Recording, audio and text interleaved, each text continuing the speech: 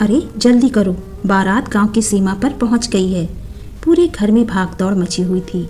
आंगन में औरतें मंगल गीत गा रही थीं, लेकिन एक कोने में बैठी 15 साल की सुधा की आंखों में खुशी से ज़्यादा डर था। उसे अभी तक ठीक से समझ भी नहीं आया था कि शादी होती क्या है।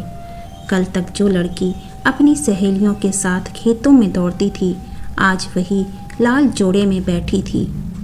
माँ ने उसके सिर पर हाथ फेरते हुए कहा, बेटी, आज से वही तेरा घर है, वहाँ सबका सम्मान करना।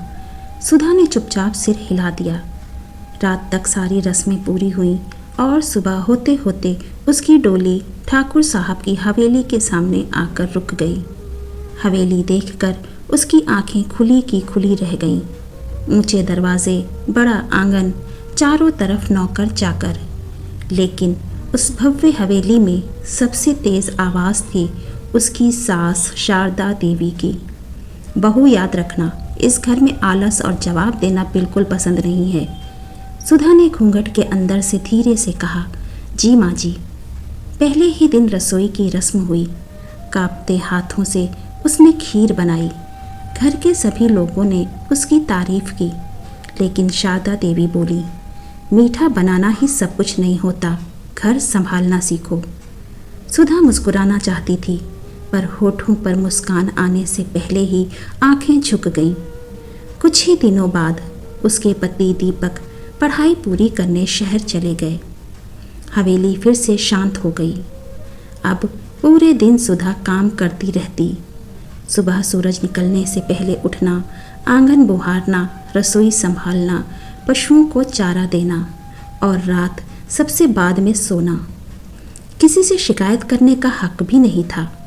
जब भी थोड़ी फुर्सत मिलती, वो हवेली के पीछे बने पुराने कुएं के पास चली जाती। वहाँ एक सूखा गुलमोहर का पेड़ था। गांव वाले कहते थे, इस पेड़ में अब जान नहीं बची, इसे काट देना चाहिए। लेकिन न जाने क्यों सुधा को लगता था कि वो पेड़ उसकी तरह ही है, बाहर से सूखा, पर अंदर कहीं न कहीं जीने की उम्मीद अभी भी बाकी है। वो रोज़ उस पेड़ की जड़ों में पानी डालती और उससे बातें करती। तुम भी अकेले हो और मैं भी। धीरे धीरे वही पेड़ उसका सबसे अच्छा दोस्त बन गया। उसे क्या पता था, एक दिन यही पेड़ उसकी ज़िंदगी का सबसे बड़ा गवाह बनेगा। देखते ही देखते 3 साल बीत गए। अब सुधा 18 साल की हो चुकी थी। उसने हवेली के हर काम को अपनी जिम्मेदारी मान लिया था। सुबह सबसे पहले उठना और रात सबसे आखिर में सोना उसकी आदत बन चुकी थी। इन 3 वर्षों में दीपक कभी कभी ही घर आते थे। पढ़ाई का दबाव था, इसलिए ज़्यादातर समय शहर में ही रहते। दोनों की बातें भी चिट्ठियों तक ही सीमित थीं। दीपक जब भी पत्र लिखते, सबसे पहले वो चिट्ठी शारदा देवी के हाथ में जाती। कई बार सुधा तक पहुँचते पहुँचते ही उसमें लिखी बातें कम हो जाती। फिर भी सुधा हर चिट्ठी को बार बार पढ़ती। उसे लगता जैसे उन शब्दों में ही उसका पूरा संसार बसता हो। एक दिन खबर आई, दीपक की पढ़ाई पूरी हो गई है, वो हमेशा के लिए घर लौट रहे हैं। पूरी हवेली में खुशी की लहर दौड़ गई। शारदा देवी ने नौकरों को सफाई का आदेश दिया। रसोई में तरह तरह के पकवान बनने लगे। सुधा भी सुबह से तैयारी में लगी थी, लेकिन उसके हाथ बार बार कांप रहे थे। शाम को जैसे ही बैलगाड़ी हवेली के दरवाजे पर रुकी, दीपक उतरकर सीधे अपनी माँ के चरण छूने लगे। फिर उनकी नज़र सुधा पर पड़ी। 3 साल पहले की मासूम बच्ची अब एक समझदार और शांत युवती बन चुकी थी। दीपक मुस्कुराए, कैसी हो सुधा? सुधा बस इतना ही कह सकी, जी ठीक हूँ। रात को दीपक ने अपने बैग से एक छोटा सा डिब्बा निकाला। उसमें कांच की हरी चूड़ियाँ थीं। ये तुम्हारे लिए लाया हूँ।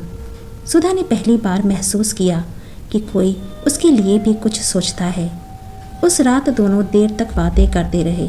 दीपक शहर की बातें बताते रहे और सुधा गांव की। उनके बीच एक नया रिश्ता जन्म ले चुका था, दोस्ती का। दिन धीरे धीरे खुशियों में बीतने लगे। दीपक अब तहसील में सरकारी नौकरी करने लगे थे। शाम को लौटते समय कभी मिठाई, कभी किताब, तो कभी सुधा की पसंद की चूड़ियाँ लेकर आते। सुधा की दुनिया जैसे रंगों से भरने लगी। लेकिन खुशियाँ अक्सर लंबी नहीं टिकती।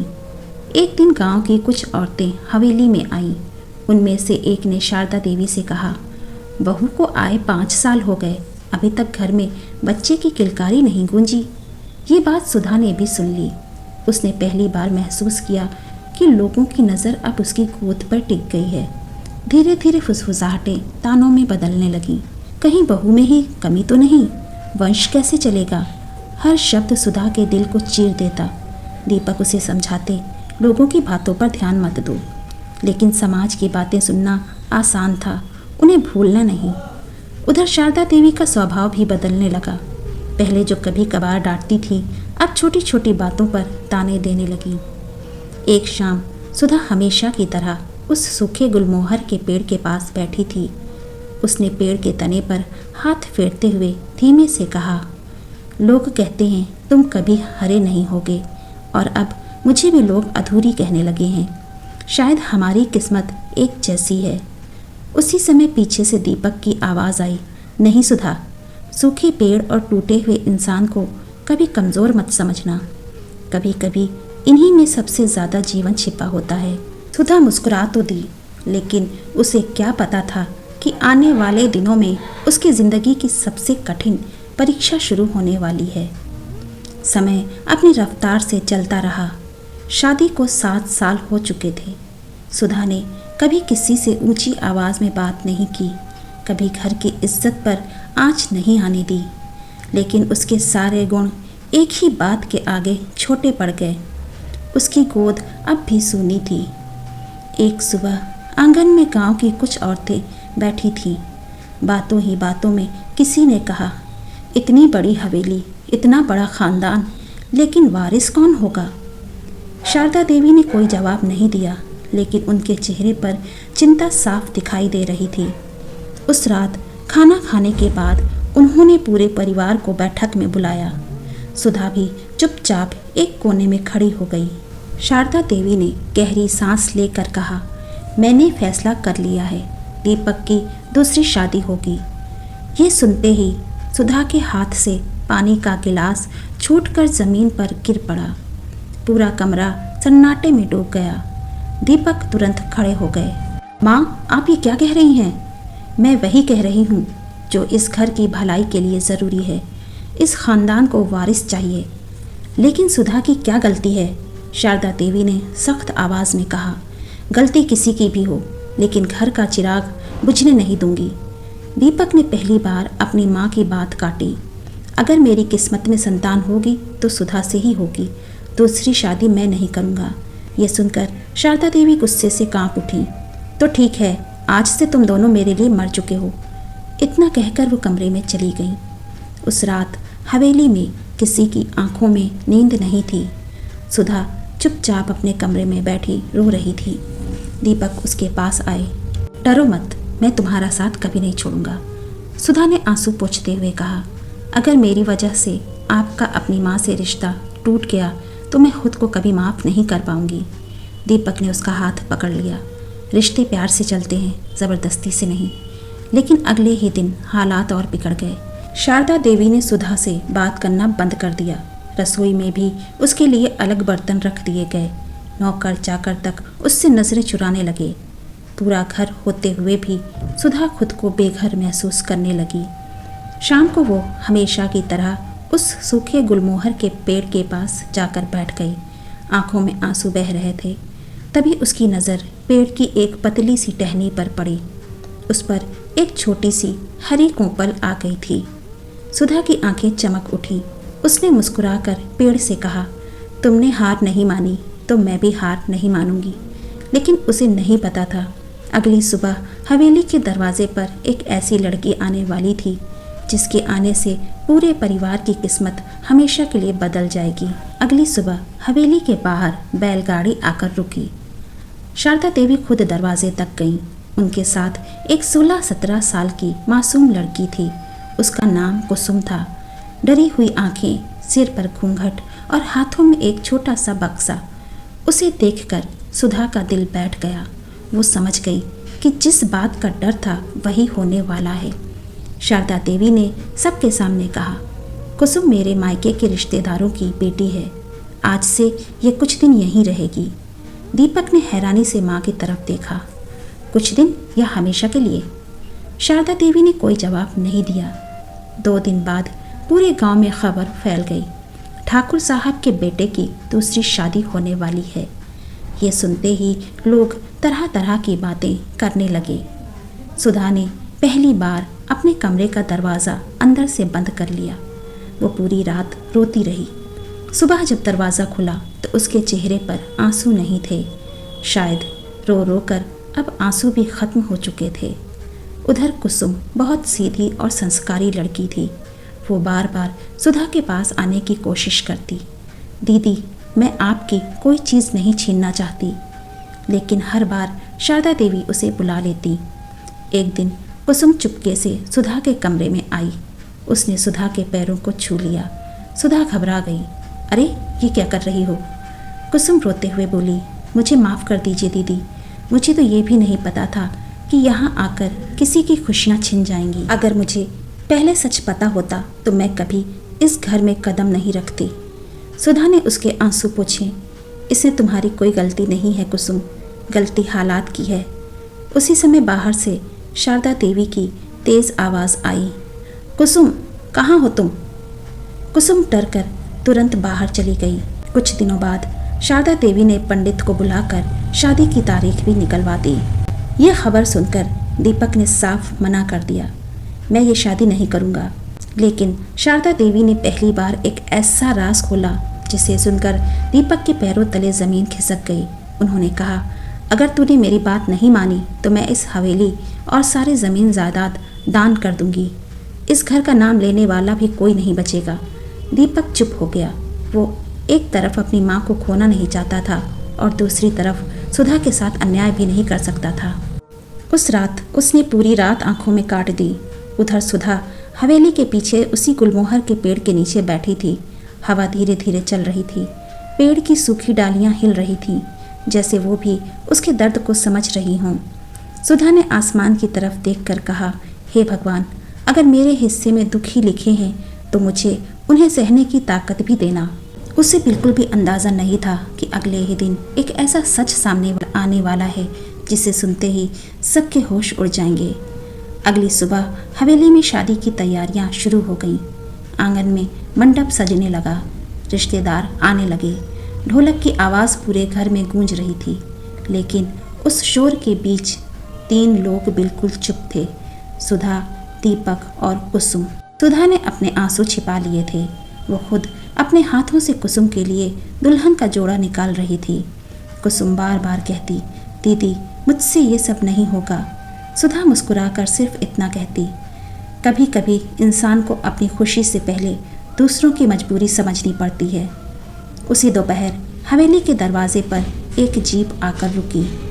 उसमें एक बुजुर्ग व्यक्ति उतरे। सफ़ेद दाढ़ी, हाथ में पुराना चमड़े का बैग और आंखों पर मोटा चश्मा। उन्हें देखते ही ठाकुर साहब चौंक पड़े। अरे डॉक्टर शेखर, आप इतने साल बाद? डॉक्टर शेखर गांव के पुराने डॉक्टर थे। कई साल पहले शहर चले गए थे। उन्होंने आते ही कहा, मुझे दीपक से ज़रूरी बात करनी है। सब लोग बैठक में इकट्ठा हो गए। डॉक्टर ने बैग से एक पुरानी फाइल निकाली। 8 साल पहले दीपक का एक बड़ा सड़क हादसा हुआ था। उसी समय मैंने इसका इलाज किया था। दीपक हैरान रह गए। लेकिन उस हादसे में तो मुझे सिर्फ चोट लगी थी। डॉक्टर ने धीमी आवाज़ में कहा, चोट बाहर से छोटी थी लेकिन अंदर से बहुत गहरी। मैंने तुम्हारे पिता को सच बताया था कि भविष्य में संतान होने में परेशानी आ सकती है। पूरा कमरा सन्न रह गया। शारदा देवी का चेहरा पीला पड़ गया। उन्होंने कांपती आवाज़ में अपने पति की तरफ देखा। ये सच है? ठाकुर साहब की आंखें झुक गईं। उन्होंने भारी मन से कहा, हाँ, मैंने सोचा था समय के साथ सब ठीक हो जाएगा, इसलिए मैंने किसी को कुछ नहीं बताया। शारदा देवी जैसे पत्थर की हो गईं। उन्हें याद आने लगा हर ताना, हर अपमान, हर वो आंसू जो सुधा ने बिना कुछ कहे सह लिए थे। सुधा ने तुरंत आगे बढ़कर कहा, माँ जी, इसमें किसी की गलती नहीं है। भगवान की मर्जी के आगे हम सब छोटे हैं। लेकिन शारदा देवी फूट फूट कर रो पड़ी। उन्होंने पहली बार सबके सामने सुधा के पैर पकड़ लिए। बहू, मुझे माफ़ कर दे। मैंने तुझे बिना कसूर के सारी उम्र दोषी ठहराया। सुधा घबरा गई। उसने तुरंत उन्हें उठाया और गले लगा लिया। हवेली में मौजूद हर व्यक्ति की आंखें नम थीं। उधर कुसुम ये सब देखकर रोने लगी। उसने अपने पिता से कहा, बाबा, मैं ये शादी नहीं करूँगी। किसी का घर उजाड़ कर अपना घर नहीं बसाऊंगी। उसके पिता ने भी सिर झुका लिया। शाम होते होते शादी रोक दी गई, लेकिन भगवान ने अभी इस परिवार के लिए एक और परीक्षा संभाल कर रखी थी, जिसकी किसी ने कल्पना भी नहीं की थी। शादी रुक चुकी थी।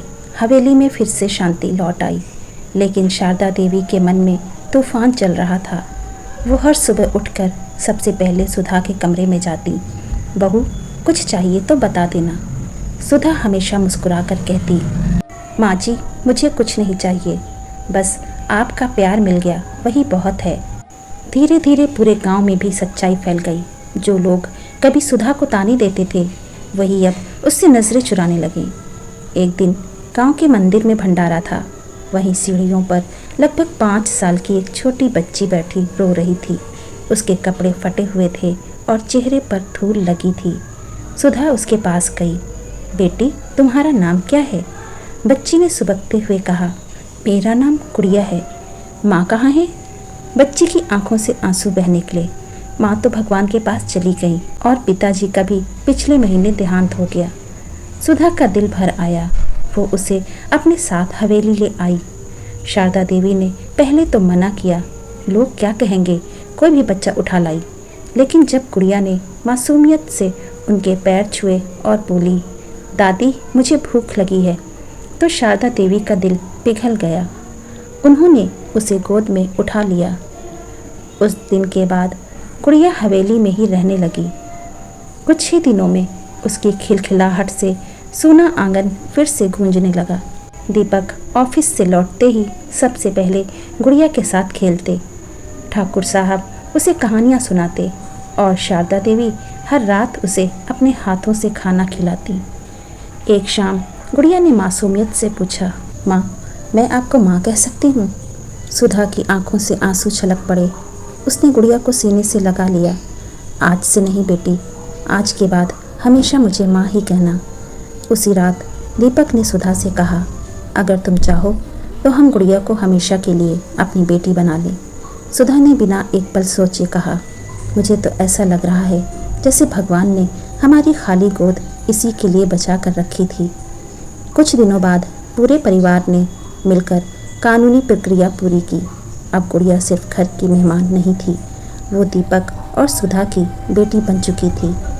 जिस हवेली में कभी सिर्फ वारिस की बातें होती थीं, वहीं अब एक छोटी सी बच्ची की हंसी सबसे बड़ी दौलत बन गई थी। लेकिन किस्मत ने अभी अपना सबसे बड़ा चमत्कार दिखाना बाकी रखा था। एक ऐसी खबर आने वाली थी जिसे सुनकर पूरे गांव की सोच हमेशा के लिए बदल जाती।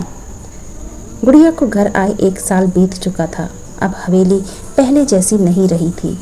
जहां पहले सन्नाटा रहता था, वहां अब गुड़िया की हंसी गूंजती थी। शारदा देवी जो कभी पोते की जिद करती थी, अब गुड़िया को एक पल भी अपनी आंखों से दूर नहीं होने देती थी। एक दिन गुड़िया आंगन में खेल रही थी। अचानक वो दौड़ती हुई सुधा के पास आई और बोली, माँ, आपको क्या हुआ? आपका चेहरा इतना पीला क्यों लग रहा है? सुधा मुस्कुरा तो दी, लेकिन सच ये था कि पिछले कुछ दिनों से उसे बार बार चक्कर आ रहे थे। शारदा देवी ने तुरंत कहा, बहू, कल शहर चलेंगे, अच्छे डॉक्टर को दिखाएंगे। अगले दिन दीपक, सुधा और शारदा देवी शहर के अस्पताल पहुंचे। डॉक्टर ने जांच की और कुछ टेस्ट लिख दिए। रिपोर्ट आने तक तीनों की सांसें अटकी हुई थीं। करीब 1 घंटे बाद डॉक्टर मुस्कुराते हुए कमरे में आई। उन्होंने रिपोर्ट दीपक के हाथ में देते हुए कहा, बधाई हो, आपके घर एक और खुशखबरी आने वाली है। दीपक हैरानी से डॉक्टर को देखने लगी। क्या मतलब? डॉक्टर मुस्कुराई, आपकी पत्नी माँ बनने वाली है। एक पल के लिए समय जैसे रुक गया। सुधा की आंखों से आंसू बहने लगे। दीपक की आवाज़ भर्रा गई, डॉक्टर साहब, कहीं रिपोर्ट गलत तो नहीं? डॉक्टर ने मुस्कुरा कर कहा, नहीं, रिपोर्ट बिल्कुल सही है। कभी कभी भगवान इंसान को उसकी उम्मीद से भी बड़ा उपहार दे देता है। शारदा देवी वहीं कुर्सी पर बैठ गईं। उनकी आंखों से आंसू रुक ही नहीं रहे थे। उन्होंने सुधा का हाथ पकड़कर कहा, बहू, मैंने तुझे कितना दुख दिया, तूने फिर भी इस घर को कभी नहीं छोड़ा। आज भगवान ने मुझे मेरी गलती का जवाब भी दिया और माफ़ी भी। सुधा ने उनके आंसू पोंछते हुए कहा, माँ जी, अगर उस समय आप वैसी ना होती तो शायद आज हम इतने मजबूत भी ना होते। अब पुरानी बातें भूल जाइए। घर लौटते ही गुड़िया दौड़ कर आई। माँ, डॉक्टर अंकल ने क्या कहा? सुधा घुटनों के बल बैठ गई। उसने गुड़िया को गले लगाया और मुस्कुरा कर बोली, बेटा, अब तुम्हें खेलने के लिए एक छोटा सा भाई या बहन मिलने वाला है। गुड़िया खुशी से उछल पड़ी। सच? मैं सबसे अच्छी दीदी बनूंगी। पूरी हवेली खुशियों से भर गई, लेकिन इस बार किसी को बेटे या बेटी की चिंता नहीं थी। सबकी एक ही दुआ थी, माँ और बच्चा दोनों स्वस्थ रहें। उधर हवेली के पीछे खड़ा वो सूखा गुलमोहर का पेड़, जिसे कभी लोग मनहूस कहते थे, उसकी सबसे ऊंची शाखा पर पहली बार लाल फूल खिलने लगे थे। जैसे वो भी कह रहा हो, उम्मीद कभी मत छोड़ो, क्योंकि हर सूखे मौसम के बाद बसंत ज़रूर आता है। समय धीरे धीरे बीतने लगा। सुधा का 7वां महीना चल रहा था। शारदा देवी अब उसे कोई काम नहीं करने देती थी। जिस बहू को कभी सुबह से रात तक काम करना पड़ता था, आज वही पूरे घर की सबसे प्यारी सदस्य बन चुकी थी। एक दिन दीपक ने कहा, माँ, डॉक्टर ने कहा है कि अब हर 15 दिन में शहर जाकर जांच करवानी होगी। शारदा देवी ने तुरंत जवाब दिया, इस बार कोई लापरवाही नहीं होगी, चाहे जितना खर्च हो जाए। मेरी बहू और बच्चे को कुछ नहीं होना चाहिए। 9 महीने पूरे हुए। एक रात अचानक सुधा को तेज दर्द शुरू हुआ। दीपक बिना एक पल गंवाए उसे शहर के अस्पताल ले गए। पूरे परिवार की सांसें अटकी हुई थीं। ऑपरेशन थिएटर के बाहर दीपक बार बार भगवान से प्रार्थना कर रहे थे। उधर गुड़िया भी हाथ जोड़कर खड़ी थी। भगवान जी, मेरी माँ को जल्दी ठीक कर देना। करीब 2 घंटे बाद डॉक्टर बाहर आईं। उनके चेहरे पर मुस्कान थी। बधाई हो, माँ और बच्चा दोनों बिल्कुल स्वस्थ हैं। दीपक खुशी से रो पड़े। बेटा हुआ है या बेटी? डॉक्टर मुस्कुराई। बेटी हुई है। एक पल के लिए सब शांत हो गए। फिर सबसे पहले शारदा देवी हंस पड़ी। उन्होंने हाथ जोड़कर कहा, भगवान तेरा लाख लाख शुक्र है, तूने मेरी बहू को सुरक्षित रखा। मेरे लिए यही सबसे बड़ी खुशी है। उन्होंने अपनी सोने की चूड़ी उतारकर नर्स को दे दी। जब सुधा को कमरे में लाया गया तो गुड़िया दौड़कर उसके पास पहुंची। उसने नन्ही बच्ची को गोद में लिया और बोली, माँ, मेरी छोटी बहन कितनी सुंदर है। सुधा की आंखें भर आईं। उसने गुड़िया के सिर पर हाथ फेरते हुए कहा, तुम दोनों मेरी दुनिया हो। कुछ दिनों बाद पूरा परिवार हवेली लौट आया। गांव के लोग नवजात बच्ची को देखने आने लगे। तभी एक बुजुर्ग ने मुस्कुराकर कहा, ठाकुर साहब, बेटा नहीं हुआ, अफसोस तो होगा।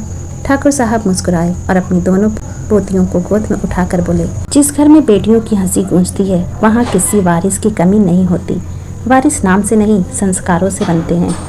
शारदा देवी ने सबके सामने कहा, मैंने अपनी ज़िंदगी की सबसे बड़ी गलती बेटे की चाह में की थी। आज भगवान ने मुझे 2 बेटियों का प्यार देकर समझा दिया कि औलाद औलाद होती है, बेटा या बेटी नहीं। उसी समय हवेली के पीछे खड़े गुलमोहर के पेड़ पर लाल फूलों की बहार छा गई थी। सुधा मुस्कुराते हुए वहां गई। उसने पेड़ के तने को प्यार से छुआ और धीरे से कहा, तुम ठीक कहते थे, हर पेड़ का फलने फूलने का अपना समय होता है और हर इंसान की खुशियों का भी। उस दिन के बाद उस गांव में किसी ने किसी बहू को बांझ, मनहूस या अधूरी कहने की हिम्मत नहीं की। दोस्तों, किसी इंसान की कीमत उसकी संतान, धन या रूप से नहीं होती। सच्चा इंसान वही है जो कठिन समय में भी प्यार, धैर्य और इंसानियत का साथ नहीं छोड़ता। भगवान देर कर सकता है, लेकिन न्याय करना कभी नहीं भूलता। अगर आपको हमारी ये कहानी पसंद आई हो तो वीडियो को लाइक ज़रूर करें। ऐसी ही दिल को छू लेने वाली कहानियों के लिए हमारे चैनल को सब्सक्राइब कर लीजिए और कमेंट करके बताइए आपको हमारी कहानी कैसी लगी। आपका एक लाइक और सब्सक्राइब हमें ऐसी ही नई और दिल को छू लेने वाली कहानियाँ आपके लिए लाने का हौसला देता है। फिर मिलेंगे एक नई कहानी के साथ। तब तक अपना ख्याल रखिए और मुस्कुराते रहिए।